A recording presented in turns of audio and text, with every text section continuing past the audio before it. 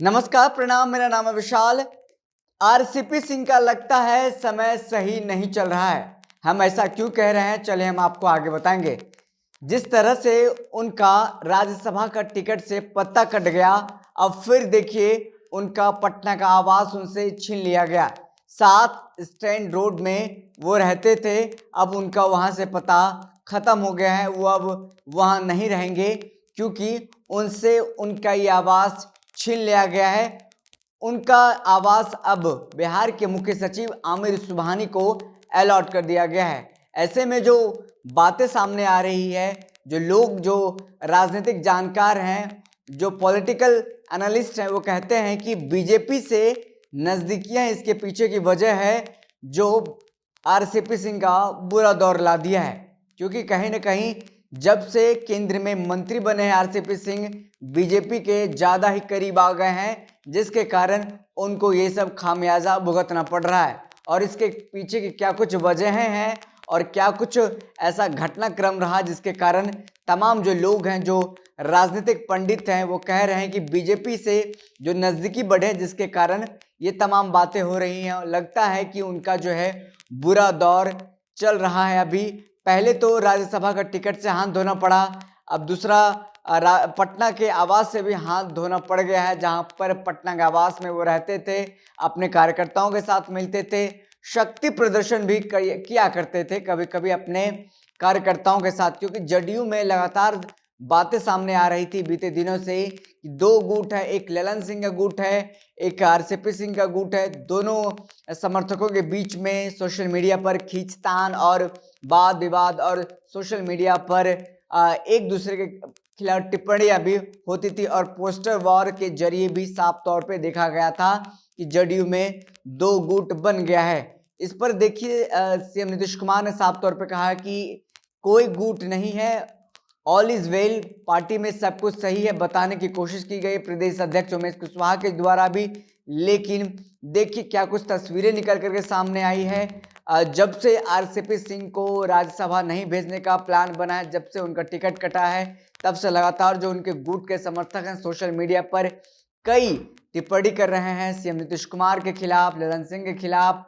और साथ ही साथ कल जब उनका आवास छीना गया, पटना का आवास उनके हाथ से छीन लिया गया, अब देखिए लगातार कई तरह की टिप्पणियां सोशल मीडिया पर किया जा रहा है। तो उसके पीछे साफ तौर पर इशारा ये बताया जा रहा है कि उनका दौर, उनका जो दिन है आरसीपी सिंह का बुरा चल रहा है, क्योंकि उनकी जो नज़दीकियां हैं बीजेपी से लगातार बढ़ती जा रही थी और घनिष्ठ संबंध हो गए हैं बीजेपी से जब से वो केंद्र में मंत्री बने। चलिए आपको आगे विस्तार से बताते हैं।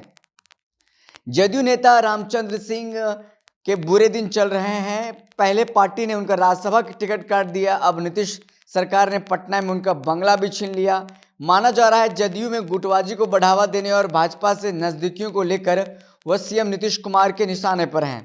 आरसीपी सिंह को जब 2021 में केंद्रीय मंत्री बनाया गया, तभी से जदयू में उनका विरोध शुरू हो गया था। आरसीपी सिंह की राज्यसभा सदस्यता अगले माह खत्म हो रही है। कहा जा रहा है कि जदयू प्रमुख व बिहार के मुख्यमंत्री नीतीश कुमार की नाराजगी के चलते पार्टी ने उन्हें तीसरी बार राज्यसभा टिकट देने से इनकार कर दिया। अब उनके सामने केंद्रीय मंत्रिमंडल की कुर्सी बचाने का भी संकट है। और साथ ही साथ आपको बता दें कि केंद्रीय मंत्री आरसीपी सिंह, जो पटना का बंगला खाली कराया गया है, वो सालों से वहां पर रह रहे थे। केंद्रीय मंत्री आरसीपी सिंह पटना के बंगले में कई वर्षों से रह रहे थे।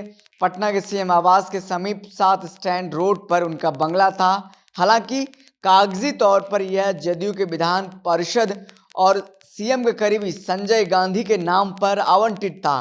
राज्य सरकार ने इसे अब मुख्य सचिव आमिर सुबहानी को आवंटित कर दिया है, जबकि संजय गांधी को दूसरा बंगला दिया गया है। और साथ ही साथ आपको बता दें कि पार्टी ने कई अहम जिम्मेदारियां दी थी नीतीश कुमार, जो उस समय पार्टी के राष्ट्रीय अध्यक्ष हुआ करते थे, फिर उन्होंने इस्तीफा दिया, आरसीपी सिंह को राष्ट्रीय अध्यक्ष बनाया, फिर उनको केंद्र में मंत्री भी बनाया। उसके बाद देखिए, हालांकि सीएम नीतीश कुमार कह चुके हैं कि आरसीपी सिंह को समय से पहले मंत्री पद छोड़ने की जरूरत नहीं है।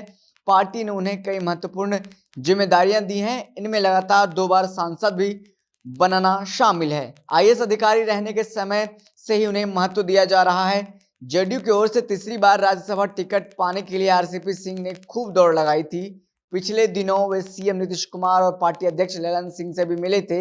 इसके बावजूद जदयू ने उन पर भरोसा नहीं जताया। देखिए, ऐसे में लगातार जो बातें सामने आ रही है कि बीजेपी के साथ उनका जो रिश्ता था वो मजबूत हो रहा था और नज़दीकियां लगातार बढ़ती जा रही थी, जिससे नाराज होकर के उनको राज्यसभा नहीं भेजा गया। और ऐसे में देखिए, उनका जो पटना का आवास है वो भी खाली करा दिया गया। ऐसे में इसके बाद ये सवाल उठ रहा था कि क्या वो इस्तीफा दे देंगे, केंद्र मंत्री नहीं रहेंगे जब से उनको राज्यसभा का टिकट नहीं मिला। तो ऐसे में इसके बाद जब केंद्रीय मंत्री बने रहने पर सवाल पूछा गया तो कहा गया तो प्रधानमंत्री का विशेषाधिकार है, वह नीतीश कुमार की इच्छा से केंद्र में मंत्री बने हैं। पार्टी और प्रधानमंत्री का जो आदेश होगा उसका तत्काल पालन करेंगे। आरसीपी सिंह ने कहा कि वो संगठन के लिए काम करेंगे। वर्ष 2010 से वे लगातार संगठन को मजबूत करने में लगे थे। अब आगे भी पार्टी के लिए काम करते रहेंगे। तो देखा आपने किस तरीके से आरसीपी सिंह को अब जदयू में ही साइडलाइन किया जा रहा है। पहले तो उनका राज्यसभा से पत्ता काटा गया, उनको टिकट नहीं दिया गया। अब देखिए, सालों से जहां 7 स्टैंड रोड में पटना में उनका आवास था, उनसे आवास भी छीन लिया गया, जहां कार्यकर्ताओं के साथ रहते थे, बैठते थे, लोगों से मिलते थे और शक्ति प्रदर्शन भी कहा जा रहा था उसमें करते थे। और जो मिलन समारोह होता तो उसमें बाहर से, जो बिहार के अलग अलग जिले से कार्यकर्ताओं को बुला करके एक तरह से गुटबाजी भी का भी आरोप आरसीपी सिंह के समर्थकों पर लगता रहा है। फिलहाल इस वीडियो में इतना ही। हमें दीजिए इजाजत, फिर मिलते हैं किसी बड़ी खबर के साथ। तब तक के लिए धन्यवाद।